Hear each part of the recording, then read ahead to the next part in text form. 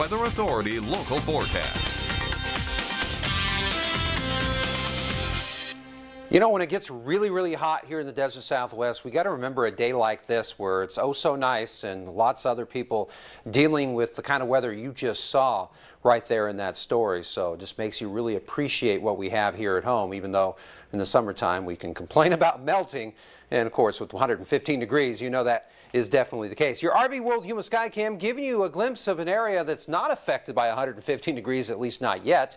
And of course, the desert Southwest. And here's what we're looking at with your satellite radar perspective. You got some inclement weather, again, just dominating much of the country. And we're seeing that a little bit in northern Arizona today. And we're just getting the side blessing effect in regards to the cool air and the wind speeds. And speaking of which, we're getting that right here. As far as the Colorado River corridor is concerned, look at the directions coming from the north. And you see it in the Imperial Valley as well. Ocotillo getting a much needed break from any wind activity. It's very minimal over that way. Temperatures as they stand, we're talking low 70s for the most part, with the exception of Palo Verde. But then you go over to the eastern side of the desert Southwest in the Gila Valley, you can see that we're pretty much in the high end 60s through and through.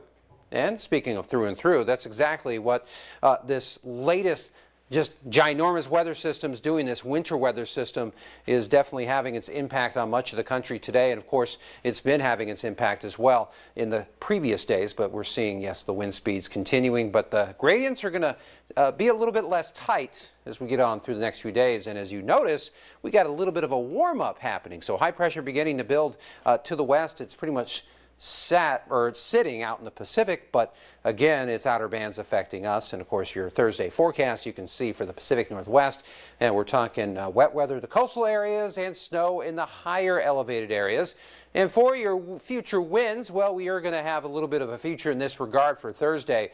But then as we roll on into your Friday, we are going to see or not feel as much blowing as what we're going to get tomorrow. So something to be mindful of. Your Metrocast, 60 degrees by 7 p.m. and then by the midnight hour we'll be in the low and 50s before we wake up in and around the mid 40s. And of course, for your extended forecast, we'll keep the breezies another day, and then as things quiet down, you know, things warm up, and that's exactly what's going to happen. We'll get to the 80s briefly, back to the 70s for a couple days, then we'll have a couple days of 80s before going back into the 70s. But as you notice, the pendulum starting to trend upward. So yes, 60s definitely going to be a short-lived deal, Brando.